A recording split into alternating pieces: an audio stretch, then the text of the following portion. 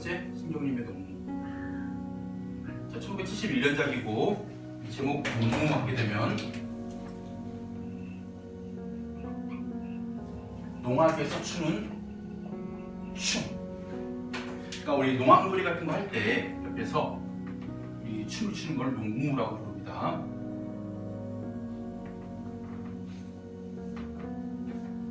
징이 울린다, 막이 내렸다. 자, 이 막이 내렸다라는 것은요,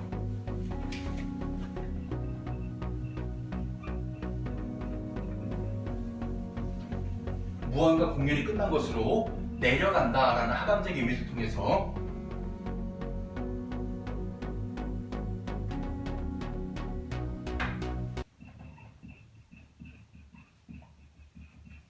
전체적으로 이 작품의 분위기를 먼저 얘기해 줍니다. 바로 쓸쓸한 분위기를 통해서 서러움의 정서를 예고하는.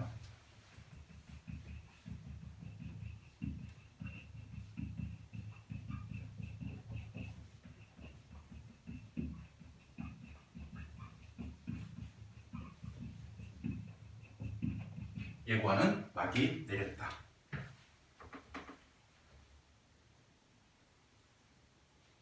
자, 장면을 상상하시면 됩니다. 오동나무에 전등이 메어 달린 가설 무대, 임시로 설치한 무대에서 구경꾼이 돌아가고 난 텅 빈 운동장, 텅 빈 운동장이 상징하는 것은요,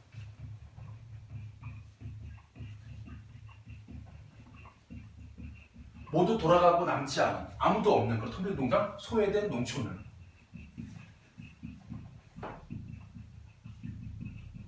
상징하는 공간이고,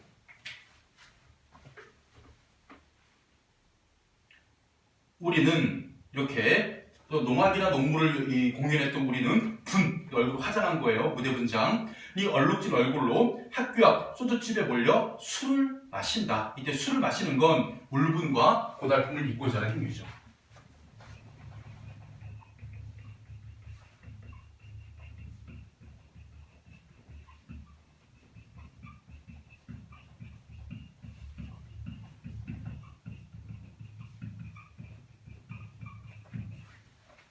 자, 우리 문화작품에서 술 많이 나옵니다. 술.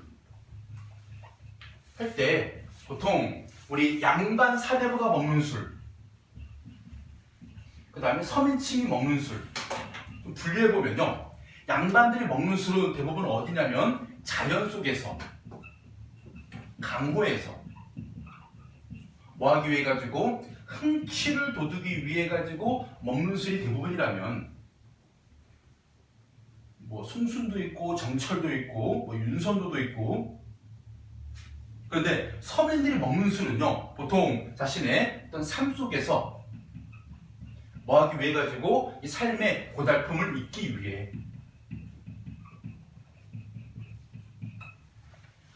그래서 요 의미로 나온 술이 청산배국의 술이에요. 살얼이 살얼이랐다, 청산에 살얼이랐다. 현실의 고통 때문에 청산으로 도피하고자 했지만 고독 때문에 실패로 끝나. 그 다음에 살얼이 살얼이랐다, 발월에 살얼이랐다, 바다에 가도 실패로 끝나. 그래서 결국 술을 마실 수밖에 없는 그런 고달픈 현실을 의미할 때 서민들이 먹는 술은 대부분 이렇게 어떤 서글픔, 고달픔 의미가 많이 담겨 있습니다. 답답하고 고달프게 사는 것이 원통하다. 농민의 현실을 직설적으로 제시하고 있죠.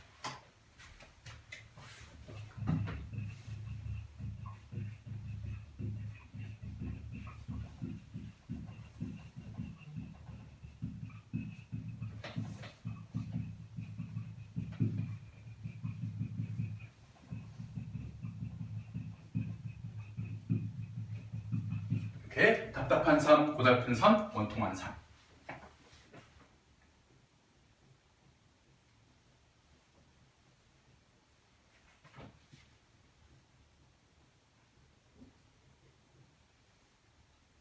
꽹과리를 앞장세워 장거리로 나서면 따라붙어 악을 쓰는 건 쪼무레기, 동그라미 치세요. 쪼무레기들 뿐. 처녀 애들은 기름집 담벽에 처녀 애들 동그라미 치세요. 이게 붙어서서 철없이 킬킬대는구나. 일단 전체적으로 우리 꽹과리를 시작해가지고 킬킬대는구나까지 그러니까 전체 의미를 먼저 한번 해석해보면요. 꽹과리를 앞장 세워 장거리 나서도 따라붙는 건 얘네밖에 없어. 다 킬킬대기만 해. 이것은 바로 이런 농무로 치는 우리에 대한 냉담한 반응이고요. 사람들의 냉담한 반응.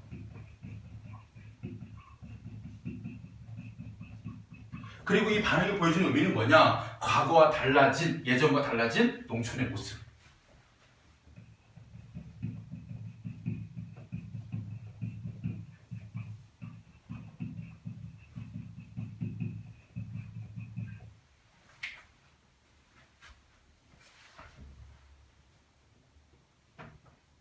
우리 음악 시간에 막 그런 농악 같은 거 교과서에 실리면 배우고 가잖아.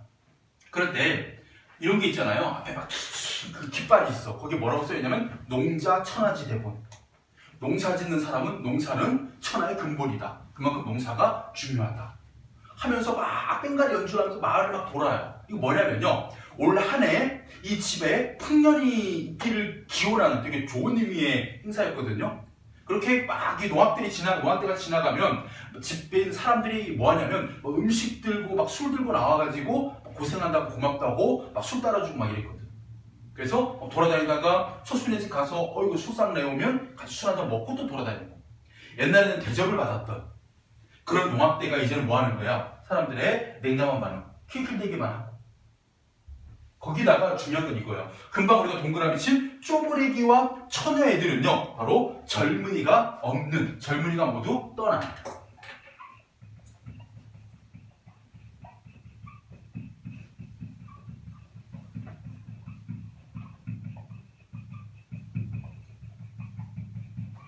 농촌의 현실. 젊은이가 떠난 농촌의 현실을 보여주기 위해서 누구밖에 없어? 쪼무레기와 처녀들밖에 없는 거야.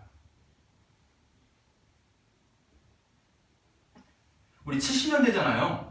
이때가 이촌양도 현상이라 그래가지고 이 농촌을 떠나가지고 도시를 향하는 것. 젊은 남자애들이. 보름달은 밝아 어떤 녀석은 꺽정이, 임꺽정입니다. 이때 꺽정이를 의미하는 바는 뭐냐면요.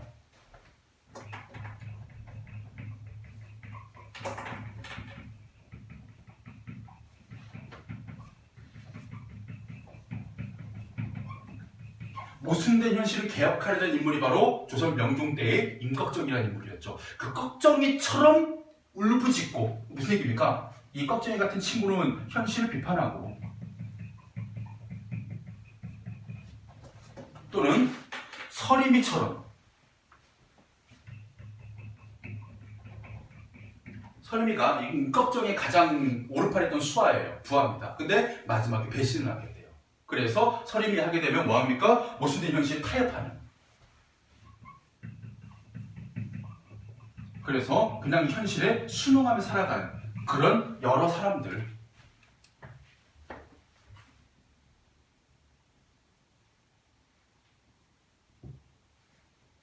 해야 되지만 이까지 산구석에 처박혀 발버둥 친들 무엇하랴? 이런 데도 있고 이런 데도 있지만 아무리 농사 짓는다고 발버둥 친들 무엇하랴? 자조적인 태도.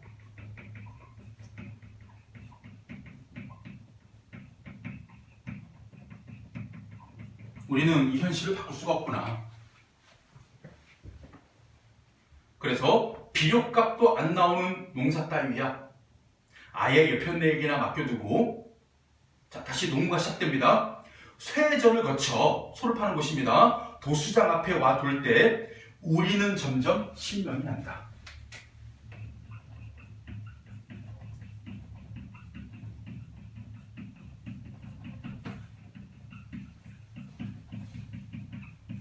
원래 지금 이 상황은요, 비료값도 안 나오는 농사를 여편네에게나 맡겨두는 그런 현실이거든요. 그러면 이때 우리는 점점 울분, 서글픔을 느낀다라고 해야 되는데 신명이 난다라고 얘기합니다. 이때는요, 단어 표현으로 보지 마시고 역설적 상황이라고 이해하셔야 돼요.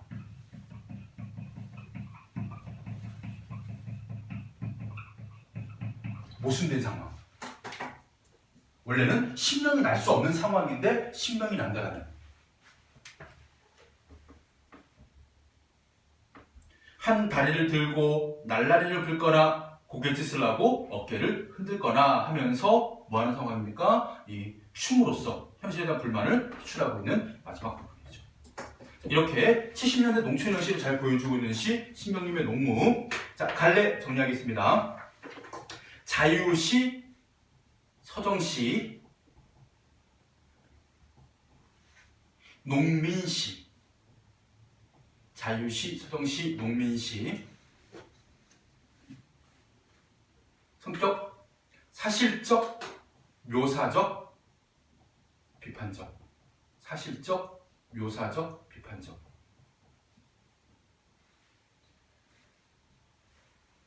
제재 농무. 특징 1번, 서사적인 시상전개. 서사적인 시상전개. 특징 2번, 직설적 표현으로 현실 인식을 드러냄. 직설적 표현으로 현실 인식을 드러냄.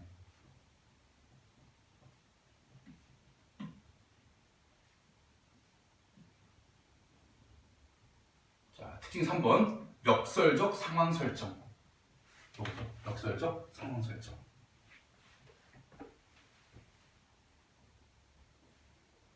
주제, 농민들의 한과 고뇌 어린 삶. 농민들의 한과 고뇌 어린 삶.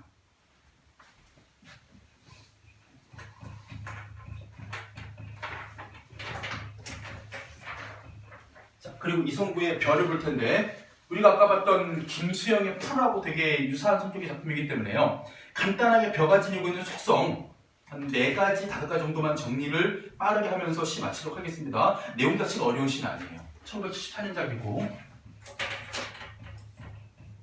자, 일단은 첫 번째만 보시면 벼는 어떤 속성을 지니고 있느냐. 참고로 이때 벼는 민중을 상징해요.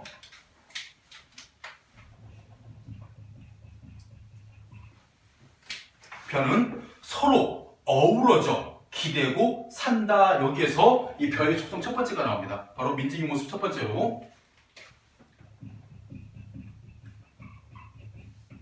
벼를 통해 나타낸 민중의 모습 첫 번째, 서로 어우러져 기대고 산다. 공동체 지향적이다.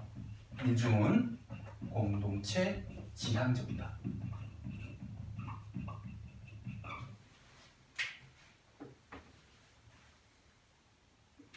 햇살이 따가워질수록 깊이 익어 스스로를 아끼고 이웃들에게 절을 맡기는 공동체 지향적인 모습. 두 번째 연입니다. 자, 이런 별을 통해서 확인할 수 있는 민중의 모습 두 번째.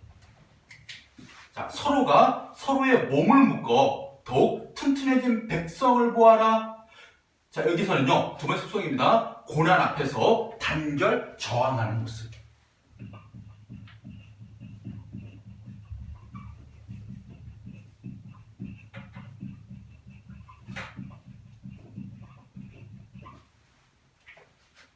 그러니까 서로의 몸을 묶어서 튼튼해질 수 있는 단결하는 힘, 저항성.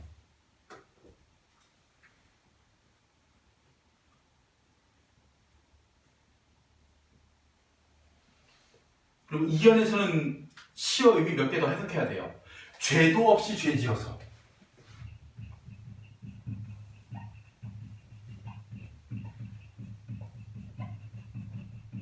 죄가 없는데 죄를 지었대. 역설적 표현입니다. 무슨 얘기냐? 민중들은 죄를 짓지 않았는데 마치 죄인처럼 핍박을 받는 현실을 보여주기 위해서 역설법을 썼고, 더욱 불타는 마음들을 보아라. 벼가 춤출 때, 이때 벼가 춤출 때는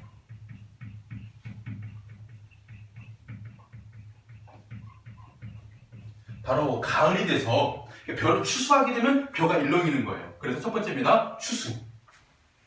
가을이 되어서 추수할 때. 두 번째, 벼가 민중을 상징하고요. 그럼 민중이 춤춘다는 것은 민중의 승리를 의미합니다.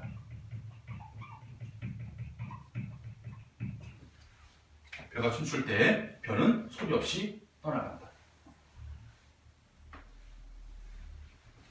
그리고 3년에서 확인할 수 있는 별을 통해서 제시한 민중의 모습 세 번째.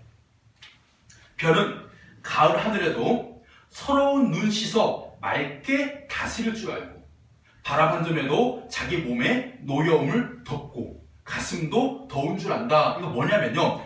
감정을 억제할 수 있는, 그래서 삶의 순리를 지키며 자신의 마음을 다스릴 줄 안.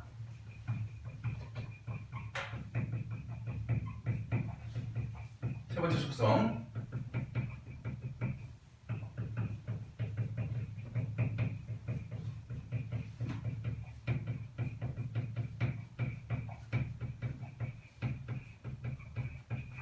삶의 순리를 지키며 자신의 마음을 다스릴 줄 아는, 감정을 절제할 줄 아는 민중의 속성.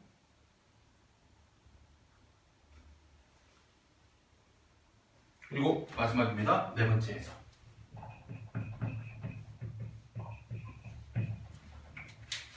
벼가 떠나가며 바치는 이 넓은 사랑.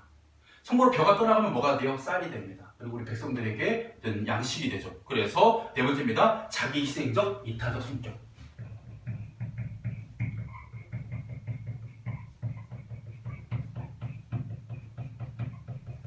이타적, 이기적의 반대야. 타인을 이롭게 하는 건 이타적인 거고 자기 이롭게 하는 건 이기적인 것이고.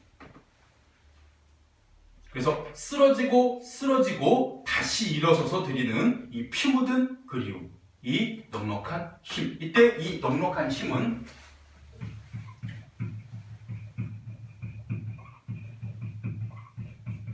벼가 지닌 힘, 민중이 지닌 힘이죠. 세 가지입니다. 연대의식, 생명력, 자기희생.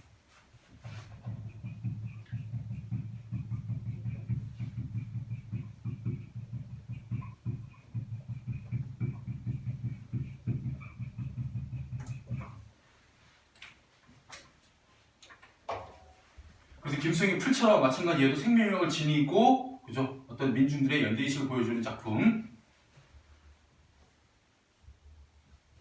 자, 내용 정리하겠습니다. 갈래, 서정시, 참여시. 서정시, 참여시.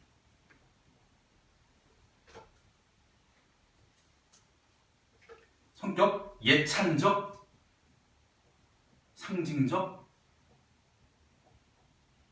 참여적. 제재, 벼.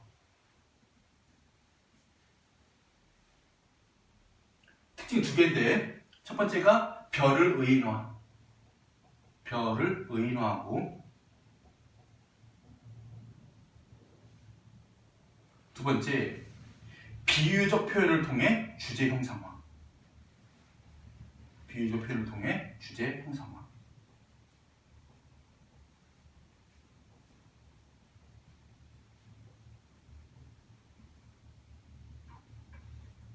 자, 주제입니다. 민중의 공동체적 유대감과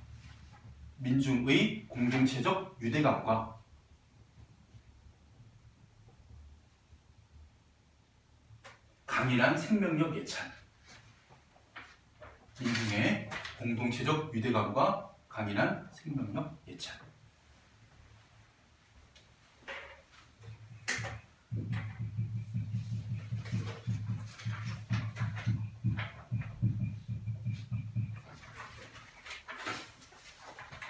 열한 번째 천산병 시인의 귀천, 1979년작이고, 돌아갈 귀자 하늘천자입니다. 하늘로 돌아가다. 죽음을 의미하는 지역 귀천.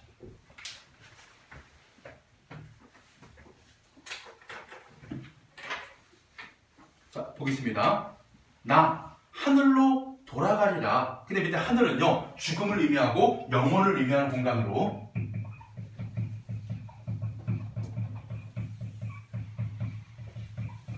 일단 죽음의 이미지가 상당히 강하죠. 하늘로 돌아가겠다.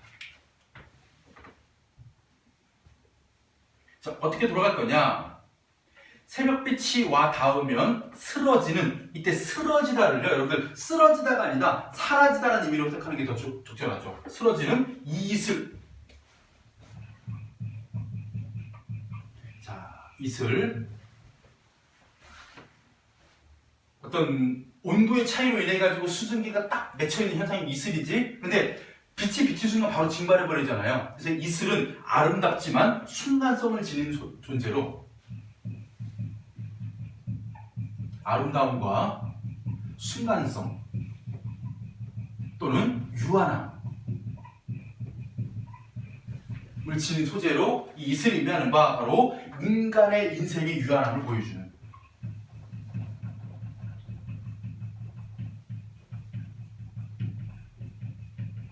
이슬. 이렇게 유한한 인간으로서 삶을 살다가 그것과 더불어 손에 손을 잡고. 두 번째 예입니다. 똑같은 형식의 반복이죠. 나 하늘로 돌아가리라. 노을빛. 노을빛도 마찬가지입니다. 얘도 똑같이 아름다움과 순간성과 유한함을 지닌 존재. 아름다운 노을은 밤이 오면 금방 사라집니다. 그리고 유한한 존재예요. 마찬가지입니다. 인간 인생의 유한함을 보여주는 존재.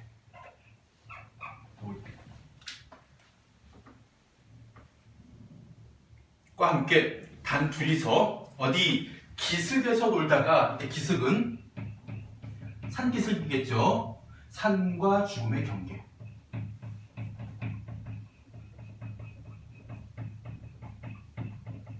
에서 놀다가 뭐하면 구름 손짓하면, 이 구름의 손짓은 죽음을 상징하는, 하늘로 돌아가야 할 때를 의미하는 구름 손짓하면 나 하늘로 돌아가리라.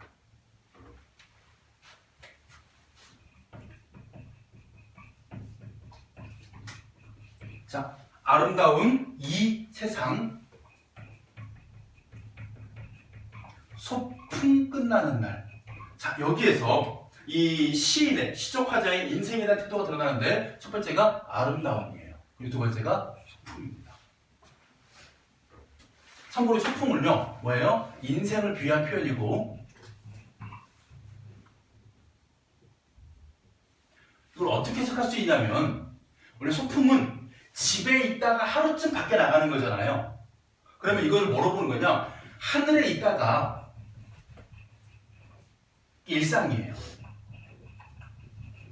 잠시 인간 세상에서 인생을 살아가는 것을 소풍이라고 여기는 그런 인식. 원래 나는 하늘에 있던 존재였는데 인간 세상에 잠시 소풍 나온 거다.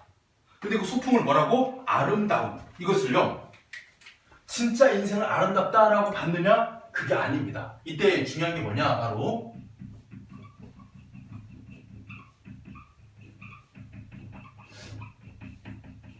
실제 천상병 시인의 삶을 짚어보면요, 천상병 시인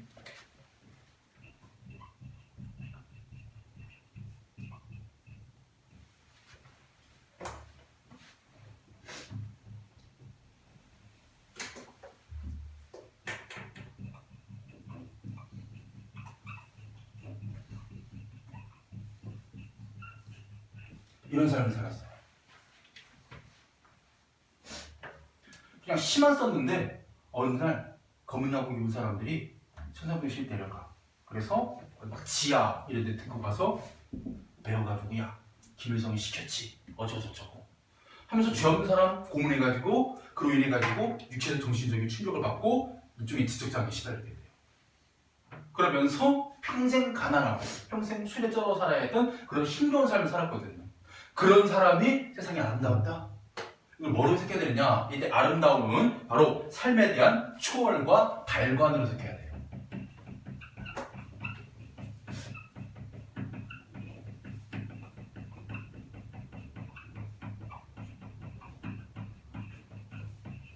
그러니까 행복한 삶에 대한 집착을 버린 상태예요.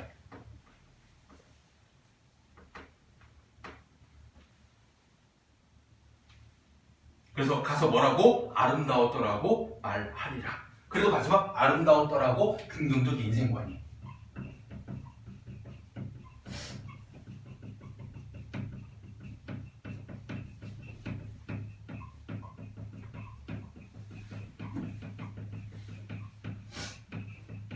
남긴시 천상병의 귀천. 그러니까 자신의 삶과 자신의 죽음에 대해서 되게 초월적인 태도를 보인 시로 자꾸 언급되는 시입니다. 천상병의 귀천. 다른 시들이 죽음을 다룰 때 보통 사랑하는 사람, 뭐 아들, 아내 뭐 이런 경우가 있지만요. 자신의 죽음에 대한 이야기. 자, 갈래 자유시, 서정시.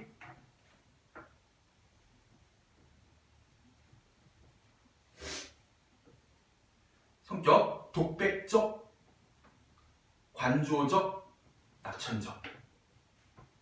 독백적, 관조적, 낙천적. 제재 귀천.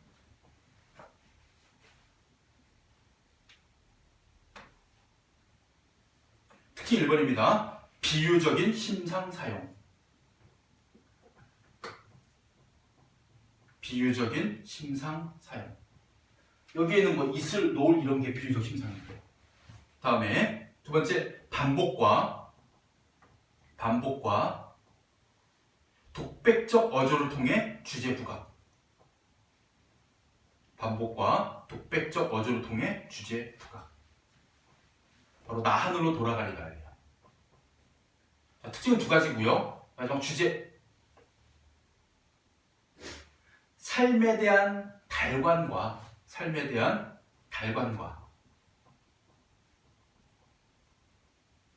죽음에 대한 정신적 승화. 삶에 대한 달관과 죽음에 대한 정신적 승화. 그러니까 죽음을 끝나는 것이 아니라 원래 있던 하늘로 돌아가는 것. 이 삶을 모두가 아니라 소풍 이렇게 얘기하는 그런 태도가 나타나죠.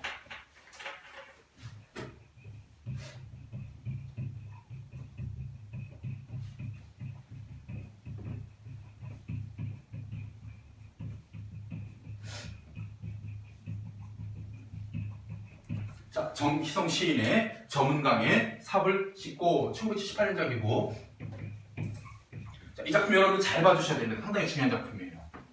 시 어렵기도 해요. 자, 첫 번째입니다. 흐르는 것이 물뿐이랴.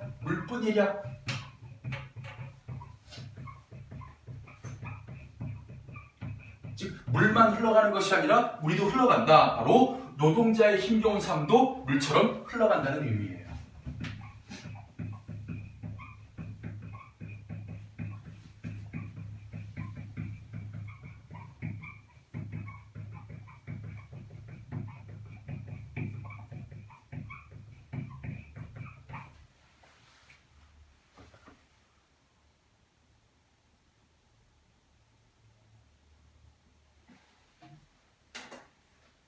우리가 저와 같아서, 강물과 같아서 강변에 나가 삽을 씻으며, 이때 삽이 바로 생계의 수단으로, 아, 화자가 노동자구나.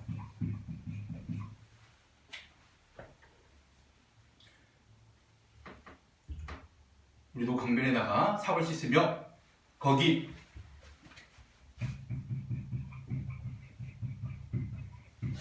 슬픔도 퍼다 버린다. 얘들아, 이거 무슨 표현법? 시험에 나왔던 건데. 무슨 표현법이야? 슬픔도 퍼다 버린다. 그지? 추상적 대상의 부채화.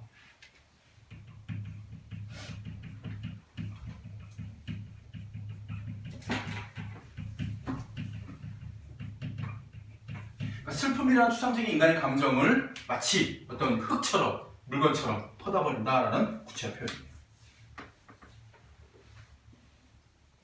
일이 끝나 저물어 스스로 깊어가는 강을 보며 뭐해? 쭈그려 앉아 담배나 피우고 나는 돌아갈 뿐이다.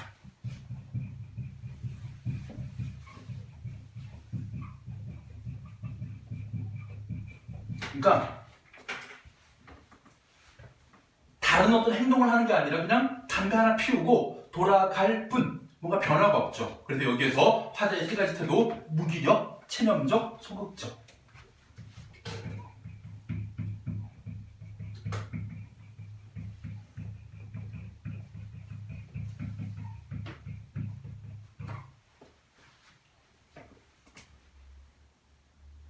삽자루에 바뀐 이 한 생애가 이렇게 저물고 저물어서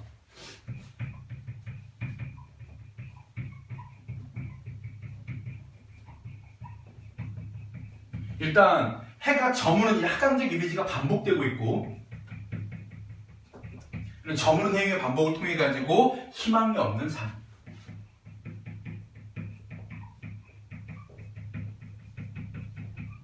계속 저물기만 하는 거야 반복적으로. 그래서 우리는 색강 바닥 썩은 물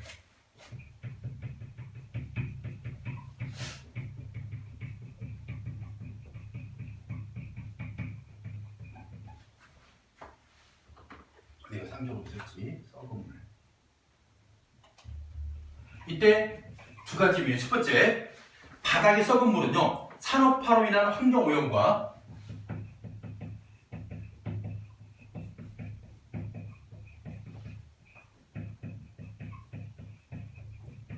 또 하나 바로 희망과 생명력이 없는 노동자의 삶.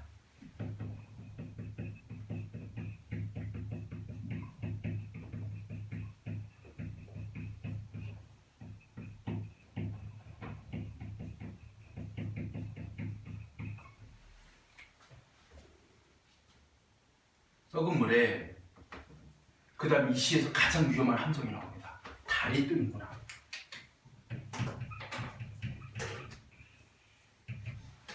제가 이번에 현혹하라고 동그라미 쳐놨어요. 무슨 일입니까? 이런 어두운 현실 속에서 희망? 미래에 대한 밝은 희망? 달 밝잖아. 어둠을 밝혀주고. 이때 달은 희망이 아니에요. 뭐냐면요. 어제 떴던 달이 오늘 또 뜨고 다음에 또 뜨고 얘도 마찬가지입니다. 반복적인 삶이에요. 그래서 이때 달은 바로 반복. 때는 삶, 저물고 저물어서처럼 달도 마찬가지입니다. 반복되는 삶이에요. 우리가 저와 같아서 이때 저는 이제 두 개가 된 거야. 아까는 강물, 이번에는 강물과 또 하나 달과 같아서.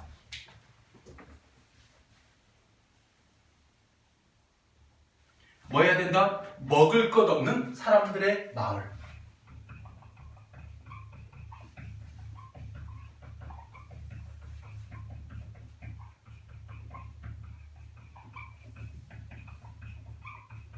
자, 이게 되게 중요해. 첫 번째, 먹을 것이 없는 것은 가난한 현실이고 그런 사람들이 살아가는 마을이야. 그러면 내가 지금 노동자잖아. 가난한 노동자가 나 혼자 개인이 아니라 그런 사람들이 모여 사는 그런 마을이 있다는 것은 이 시의 궁핍한 삶은 개인적 차원에서 무엇으로? 사회적 차원으로 어떻게 되고 있다? 확대가 되고 있는 모습이에요.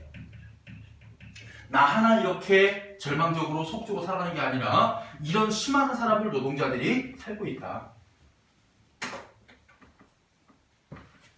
가난의 문제가 개인이 아닌 사회의 문제로. 이런 마을로 다시 또 반복입니다. 뭔가 변화가 없어요. 뭐 해야 한다? 돌아가야 한다. 가난한 현실 수용과 체념.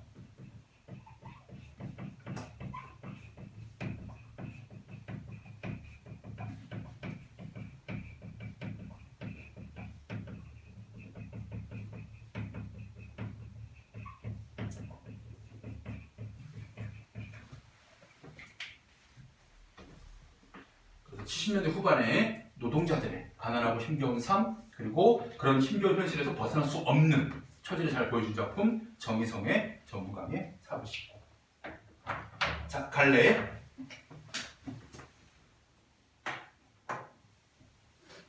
자유시, 서정시.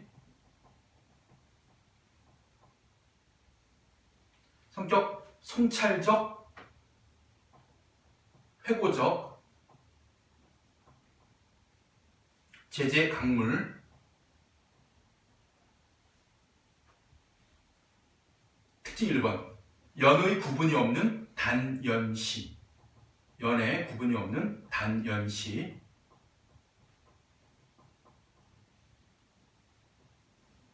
특징 2번.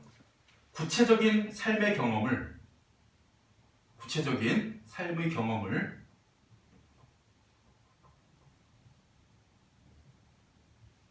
자연물의 이미지와 결합. 구체적인 삶의 경험을 자연물의 이미지와 결합. 세 번째, 시간의 흐름과 화자의 내면 변화에 따라. 시간의 흐름과 화자의 내면 변화에 따라 시상전개.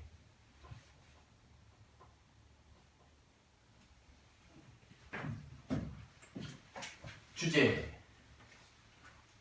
가난한 노동자의 삶에 비해.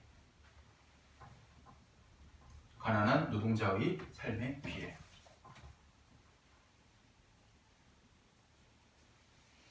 자, 우리 13번 넘어가고 마지막 기회 있습니다.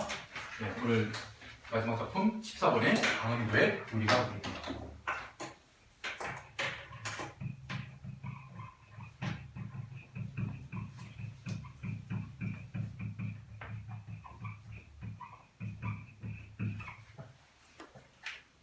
자, 1987년작이고요.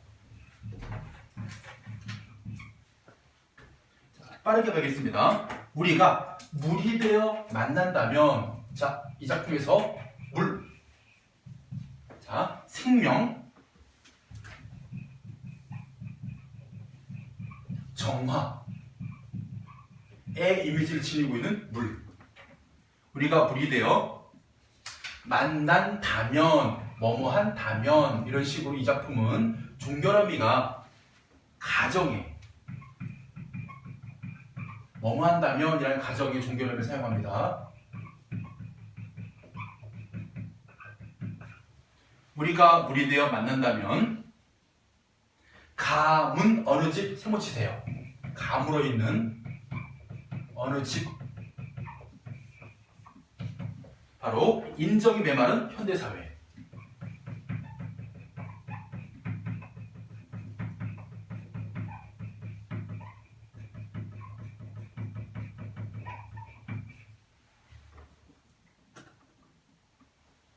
감은 어느 디비전들 좋아하지 않으랴. 감으로 있는 현대사회, 인정이 메마른 현대사회에 생명과 정화의 의미인 물이 있다면 좋아하겠지. 그리고 우리가 키 큰 나무, 동그라미 치세요.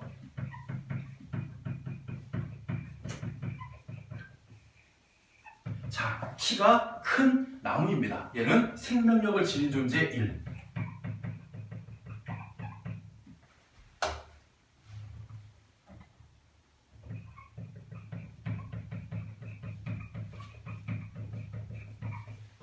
키가 큰 나무와 함께 서서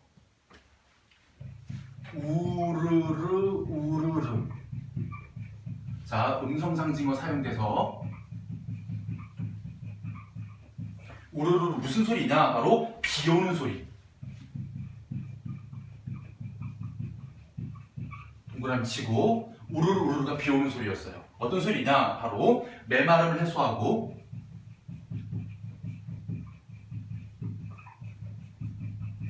그 다음에 깨끗하게 불순한 것을 정화하는.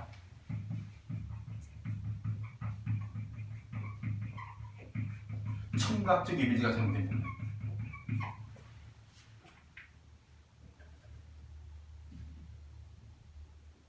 그래서 더러운 것을 깨끗하게 만드는 게 바로 이 정화의 이미지는 물이 되는 비 오는 소리인 거예요. 이때 비 오는 소리랑 오늘 처음 배웠던 작품 중에 김수영의 눈이 있었죠. 거기는 기침, 정화의 의미 하고 이제 연결되는 부분입니다. 흐른다면 흐르고 흘러서 저물녘엔 저 혼자 깊어지는 강물, 동그라미 치고 얘도 물이네. 생명력을 지닌 존재.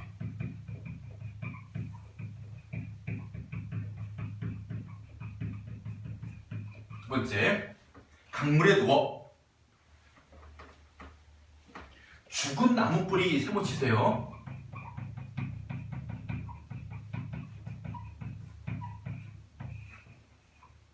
생명력을 잃어버린 존재입니다.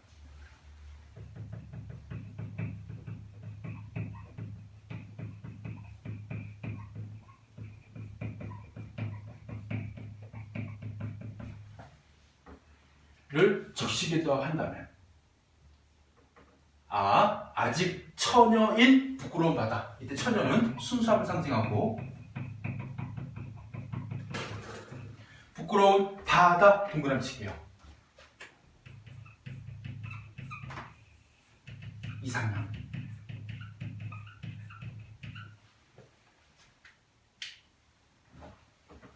순차적으로 자, 물이 비가 되어서 내렸어. 그리고 이 비가 흘러서 강물이 되었어. 강물이 어디로 가? 바다로 가겠지. 물이 닿아야 되지 않죠. 그래서 이때 바다는 이상향을 상징하고 바다에 닿는다면 이렇게 수망합니다. 그러나 지금 우리는 불로 만나려 한다. 이때 불 세번 치시고 이 물과 딜들 이미지입니다. 바로 죽음과 소멸의 이미지.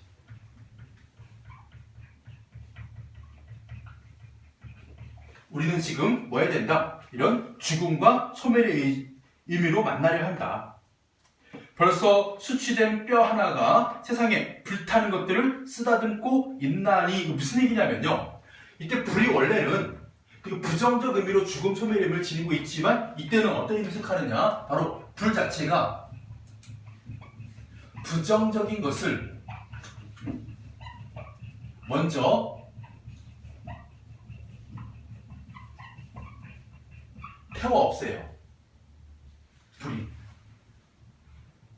그런 다음에 여기다가 뭐 할 거야 우리가? 바로 물로 정화하고 거기다가 새로운 생명력을 부여하는 이게 순서다. 더러운 것이 있는 상태에서 아무리 물을 가지고 가도 의미가 없다. 먼저 뭐 해야 된다? 불로 태워야 된다.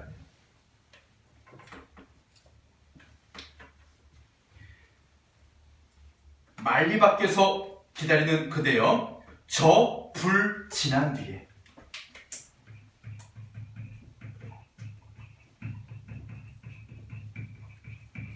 하게 되면 아까 불이 소멸 죽음의 이미지로 바로 부정적인 것 다 타버린 후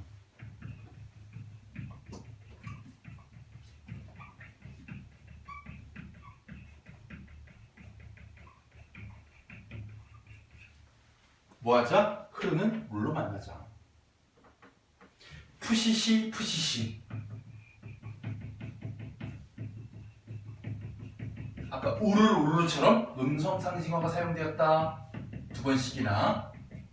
아까는 비 오는 소리가 우르르 우르르하면 이번에는 뭐예요? 불 꺼지는 소리.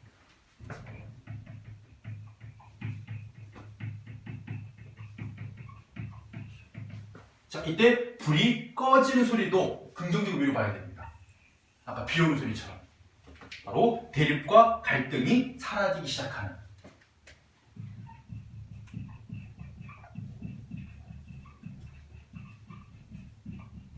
끝나는 걸 우리가 종식이라고 하죠. 시작되는 것을 청각적 이미지로.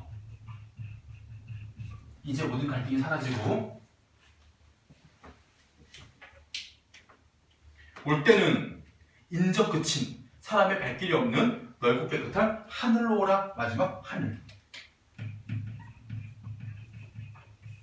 자, 이 하늘이 바로 뭐예요?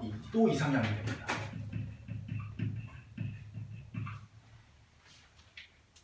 그래서 이 시에서 핵심은 뭐냐? 바로 물의 순환성이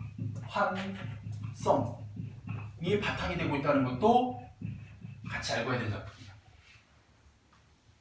자, 비가 되어 내렸어. 그래서 비가 흐르는 강이 되었어. 강이 바다로 가. 바다에 있는 물이 다시 증발해서 어디로 가? 하늘로 올라가. 그러면 또 뭐가 될 수 있어? 다시 비가 될 수 있기 때문에.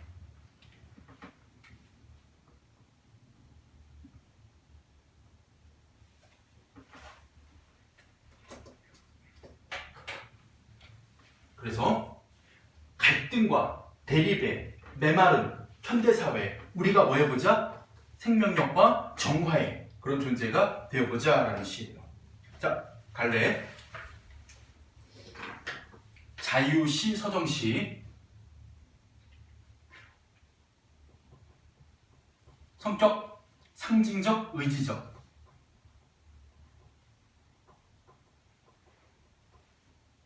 제재, 물과 불.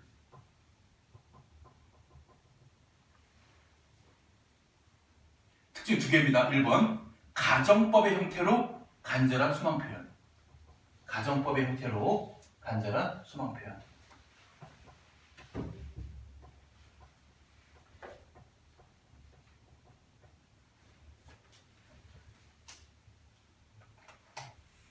특징 2번, 물과 불의 대립적 이미지 활용. 물과 불의 대립적 이미지 활용.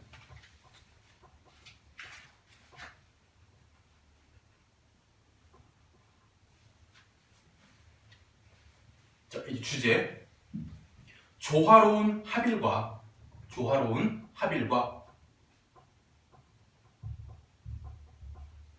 생명력이 충만한 세계에 대한 소망. 생명력이 충만한 세계에 대한 소망. 조화로운 합일과 생명력이 충만한 세계에 대한 소망.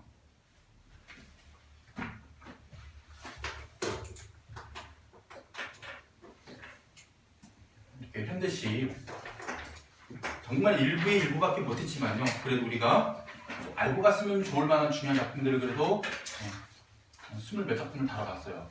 광복이전과 광복 이후 해가지고.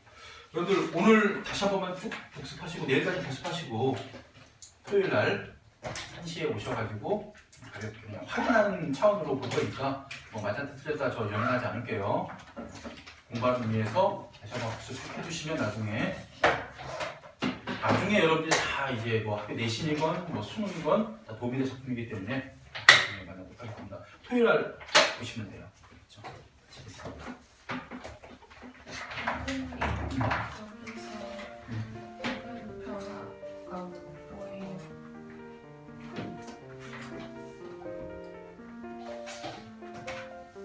이게 처음에 정강의 슬픔을 퍼다버리는, 그러니까 이 슬픔을 뭔가 극복해보려고 하는 태도가 잠깐 드러났거든. 그런데 결국은 우리는 뭐 할 수밖에 없어? 쭈그려 앉아서 담배를 필 수밖에 없어. 그런 어떤 슬픔을 극복해보려는 의지가 좌절되고 마는 이게 약간의 내면 변화가